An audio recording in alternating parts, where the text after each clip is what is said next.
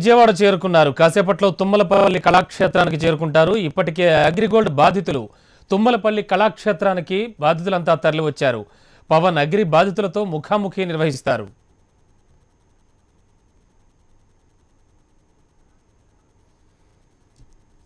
ప్రస్తుతానికి తుమ్మలపల్లి కళాక్షేత్రం వద్ద పరిస్థితి ఏమిటి? ఎంతవరకు అగ్రిగోల్డ్ బాధితులు చేరుకున్నారు? పవన్ ఎంతసేపట్లో వస్తారు? ఇలాంటి విషయాలను వివరించడానికి మా రిపోర్టర్ మధు లైవ్ లో సిద్ధంగా ఉన్నారు. మధు, పవన్ కళ్యాణ్ ఎంతసేపట్లో అక్కడికి వస్తున్నారు? అలాగే అగ్రిగోల్డ్ బాధితులు ఏ స్థాయిలో, అంటే ఎంతమంది వరకు వచ్చి ఉంటారు అక్కడికి? రమణ, జనసేన అధినేత పవన్ కళ్యాణ్ కొద్దిసేపటి క్రితమే విజయవాడ చేరుకున్నారు. ఆయన మరి కాసేపట్లో విజయవాడలోని తుమ్మలపల్లి కళాక్షేత్రంలో రానున్నారు. అగ్రిగోల్డ్ బాధితులతో ముఖాముఖి సమావేశంలో ఆయన పాల్గొనబోతున్నారు. మొత్తంగా 32 లక్షలు 5 రాష్ట్రాల్లో బాధితులు ఉండగా ఒక ఏపీ రాష్ట్రంలోనే మొత్తం 19 లక్షల మంది వరకు కూడా అగ్రిగోల్డ్ బాధితులు ఉన్నారు. వారంతా కూడా న్యాయం చేయాలని చెప్పి రోడ్డెక్కిన నేపథ్యంలో వామపక్షాలు ముందుగా వారికి మద్దతు పలికాయి. వారి వెన్నంటి నడిచి ఉద్యమాలకి ఊపిరి పోసిన నేపథ్యంలో ప్రస్తుతం రాష్ట్ర ప్రభుత్వం కూడా కొద్ది రోజుల క్రితం ఏపీ అసెంబ్లీలో ఒక ప్రకటన చేసింది. ఆ తర్వాత వైసీపీ అధినేత జగన్ కూడా సంఘీభావం పలికారు. ఈ నేపథ్యంలో మిగిలిన జనసేన పార్టీ సైతం కూడా మద్దతు పలికేందుకు సిద్ధమైంది. మరి కాసేపట్లో ఆయన ఇక్కడికి రాబోతా ఉన్నారు. జనసేన అధినేత పవన్ కళ్యాణ్ వస్తున్న నేపథ్యంలో మనతో మాట్లాడేందుకు అగ్రిగోల్డ్ బాధితుల సంఘం గౌరవ అధ్యక్షుడు ముప్పాల నాగేశ్వర గారు ఉన్నారు. నాగేశ్వర గారు, మొత్తంగా అటు ప్రభుత్వం మీకు ఒక స్పష్టమైన హామీ ఇచ్చింది, తర్వాత వైసీపీ కూడా అండగా నిలిచింది. ఇప్పుడు జనసేన అధినేత రాబోతా ఉన్నారు. మొత్తంగా 32 లక్షల మంది బాధితులకు న్యాయం జరిగేలా ప్రస్తుత పరిణామాలు ఉన్నాయనుకోవచ్చు. స్పష్టంగా 32 లక్షల మంది బాధితులకి మేలు జరిగేరాక, తుది రూపమై వచ్చేరాక మా పోరాటం కొనసాగుతుంది. మొన్న ప్రభుత్వం కూడా మా పోరాటం ఫలితంగా 4 మెట్లు దిగువచ్చి కొన్ని హామీలు, కీలకమైన హామీలు ఇచ్చింది. అది అమలు జరుగుతుందనేటువంటి ఓ ప్రగాఢమైనటువంటి నమ్మకం కూడా ఉంది. అయితే ఇది మినిమం ఇది ఫోర్స్లోకి రావడానికి ఒక 3 మాసాలు సమయం, ఆక్షన్స్ కానీ రికవరీ కానీ పడుతుంది. వాటికి సంబంధించి ఎక్స్పెండిచర్ కూడా ఒక 50 కోట్లు గవర్నమెంట్ కేటాయించడం జరిగింది. ఈ నేపథ్యంలో 13 జిల్లాల్లో మా కార్యకర్తల యొక్క విశ్వాసాన్ని, మనోధైర్యాన్ని కల్పించి మరొకరు ఆత్మహత్య జరగకుండా చూడాల్సిన బాధ్యత మా మీద ఉంది. దానికి సంబంధించి 13 జిల్లాల ప్రోగ్రాం కూడా ఈ కార్యకర్తల సమావేశంలో మేము రూపొందించుకుంటున్నాం. ఇదే సమయంలో జనసేన అధినేత పవన్ కళ్యాణ్ గారు 23వ తేదీ లోపు వచ్చి మా దీక్షల్లో సంఘీభావం ప్రకటించాల్సి ఉంది. ఆయనకున్న ప్రీ షెడ్యూల్ కారణంగా ఆయన ఇప్పుడు రాలేకపోయారు. 24 తర్వాత ఏ రోజైనా వస్తానని చెప్పారు. ఈరోజు వారికి మాకు కూడా కన్వీనియంట్గా ఉంది. ఇవాళ నేరుగా ఈ బాధితులతోటి వారు ముఖాముఖి మాట్లాడి వారి యొక్క సంఘీభావాన్ని కూడా ప్రకటించి అవసరమైనటువంటి సందర్భంలో భవిష్యత్తులో మాతో పాటు ఉండడానికి వారు కూడా సంఘీభావాన్ని ప్రకటిస్తారు. ఆ మేరకి 23నే మీరు ప్రభుత్వం ప్రకటన నేపథ్యంలో దీక్షలు విరమించారు.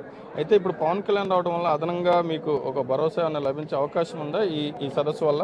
ఇది ఆ రోజు ప్రభుత్వ హామీతోటి మేము దీక్షలు విరమించాము.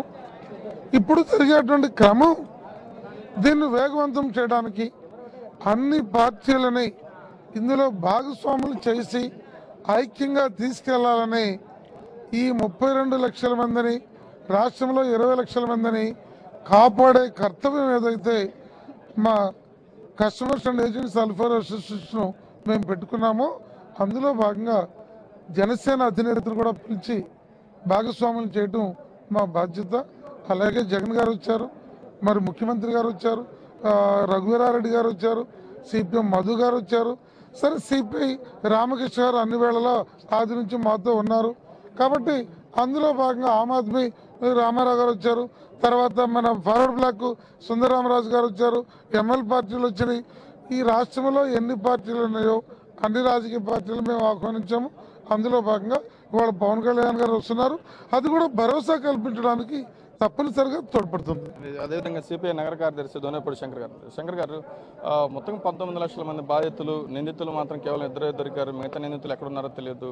ప్రభుత్వం విచారణ అనేది పారదర్శకంగా జరగట్లేదని ఇంతకుముందు కొంతమంది మాట్లాడారు. మీ అభిప్రాయం ఏంటి దాని మీద? ఖచ్చితంగా ఈ అగ్రిగోల్డ్ బాధితులు ఎవరైతే ఉన్నారో, ఈ డైరెక్టర్స్ ఎవరైతే ఉన్నారో, ఈ డైరెక్టర్స్ అరెస్ట్ చేయడంలో ప్రభుత్వం యొక్క నిర్లక్ష్యము, ఉదాసీనత కనపడుతుంది. చాలా ఆశ్చర్యకరం ఏంటంటే అవ్వాస్ రామారావుకి గుండెపోటు వచ్చింది. సరే ఒక ఆయన గుండెపోటు వచ్చిందంటే అర్థం ఉంది, ఆయన సోదరుడు కూడా వెంటనే గుండెపోటు వచ్చింది, వెంటనే నిమ్స్కి తరలించారు. ఇవన్నీ కూడా ఏమిటంటే బాధితుల్లో ఒక సందేహాలు అనుమానాలు కలుగుతున్నాయి. ప్రభుత్వం అయితే హామీ ఇచ్చింది, 18 రోజుల సుదీర్ఘ పోరాట ఫలితం తర్వాత ప్రభుత్వం దిగివచ్చి హామీలు ఇచ్చింది. కానీ ఈ హామీలు అమలు చేయడానికి ఏ మేరకు ఈ ప్రభుత్వానికి చిత్తశుద్ధి ఉందనేటువంటిది ఇప్పటి వరకు డైరెక్టర్స్ని అరెస్ట్ చేయలేదు. ఆ వైపుగా డైరెక్టర్స్ని అరెస్ట్ చేసి ఎవరైతే అగ్రిగోల్డ్ బాధితులకి ఏజెంట్స్ అండ్ కస్టమర్స్కి నష్టాన్ని కలుగజేశారో వారందరినీ అరెస్ట్ చేయాలి. ప్రతి ఒక్క రూపాయి కూడా ప్రజలకు అనేటట్టుగా చేస్తేనే ఈ ప్రభుత్వం పైన ప్రజలకు విశ్వాసం అనేది ఏర్పడటానికి అవకాశం ఉన్నది. లేని ఎడల ఇంకో 10 మంది గుండెపోట్లు వస్తాయి. ఈ గుండెపోట్లు వచ్చే వాళ్ళందరినీ కూడా నిమ్స్ హాస్పిటల్కి లేకపోతే ఆంధ్ర హాస్పిటల్కి తరలిస్తే ప్రజలకు ప్రభుత్వం మీద విశ్వాసం లేదు. అదేవిధంగా ఆమ్ ఆద్మీ నేత రామారావు గారు అన్ని పార్టీలు దాదాపు అగ్రిగోల్డ్ బాధితులకు అండగా నిలుస్తూ ఉన్నాయి. ఈ నేపథ్యంలో బాధితులకు న్యాయం జరుగుతుందన్న భరోసా అనేది ఈ సదస్సు ద్వారా వెళ్తుందంటారా? ఖచ్చితంగా వెళ్తుందండి. ఎందుకంటే మొన్న 23వ తారీఖు వరకు ఏదైతే ఈ ముప్పాళ్ళ నాగేశ్వరరావు ఏదైతే టీమ్గా ఒక సిపిఐగా రామకృష్ణ గారు కానీ వీళ్ళందరూ ఎంత టీమ్గా వర్క్ చేసి ఒక స్ట్రీమ్ లైన్ తీసుకొచ్చారు.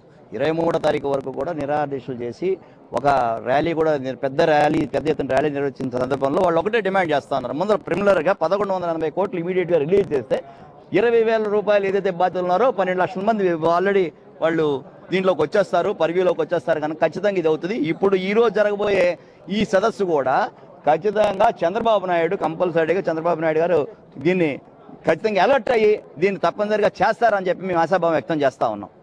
అదేవిధంగా దీనిపై మనతో మాట్లాడేందుకు జనసేన నాయకులు పోతిన మహేష్ కూడా ఉన్నారు. పోతిన మహేష్ గారు, ఈ అగ్రిగోల్డ్ బాధితుల విషయానికి వచ్చి జనసేనకు అంత ఆలస్యంగా స్పందించిన మాట వాస్తవా? జనసేన ఆలస్యంగా ఎక్కడ స్పందించాలా? జనసేన కార్యకర్తలం అగ్రిగోల్డ్ బాధితుల సమస్యల్లో 2 సార్లు మేమే విజయవాడలో వాళ్ళకి మద్దతు తెలియజేయడం జరిగింది. వాళ్ళు కూడా చాలాసార్లు మమ్మల్ని కోరారు.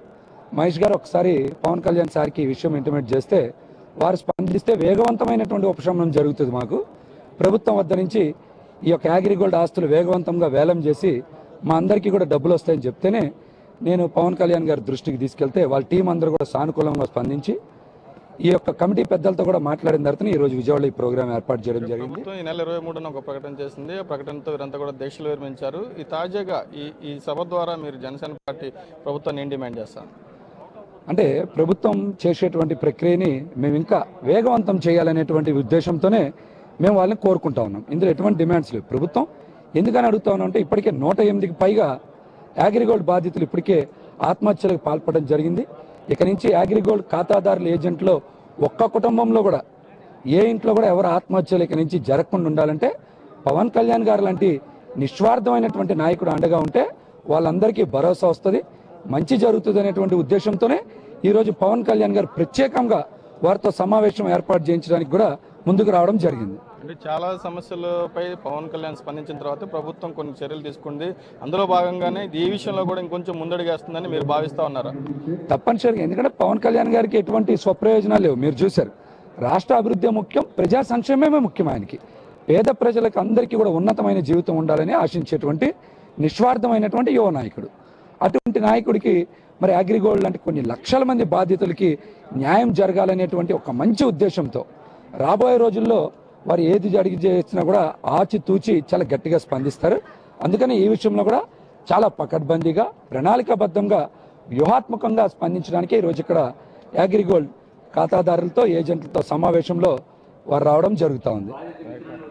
ఇది రమణ, మొత్తంగా మనం జనసేన పార్టీతో పాటుగా మిగిలిన పార్టీ నేతల అభిప్రాయాలు కూడా తెలుసుకున్నాం. మొత్తంగా ఎవరైతే అగ్రిగోల్డ్ బాధితులకి మొదటి నుంచి అండగా ఉన్నారో వారందరి లక్ష్యం కూడా ఒకటే, అగ్రిగోల్డ్ బాధితులకు న్యాయం జరగాలి, ప్రభుత్వం తీసుకుంటున్న చర్యలు వేగవంతం చేయాలని చెప్పి వారు కోరుతా ఉన్నారు. ఇదే నేపథ్యంలో ప్రజా సమస్యలపై స్పందిస్తున్న జనసేన అధినేత పవన్ కళ్యాణ్ ఈ అగ్రిగోల్డ్ బాధితుల అంశాన్ని కూడా చేపట్టారు. కాబట్టి మరింత ప్రభుత్వం ఏదైతే విచారణ చేపడుతుందో అది మరింత వేగంగా జరిగి బాధితులకు న్యాయం జరిగే వరకు కూడా జనసేన అండగా నిలబడుతుందని జనసేన నాయకులు కూడా చెప్తా ఉన్నారు. మరి కాసేపట్లో పవన్ కళ్యాణ్ తుమ్మలపల్లి కళాక్షేత్రంలోకి వచ్చి అగ్రిగోల్డ్ బాధితులతో ముఖాముఖి సమావేశం కానున్నారు. ఇది ఇక్కడ పరిస్థితి. Over to studio Ramana.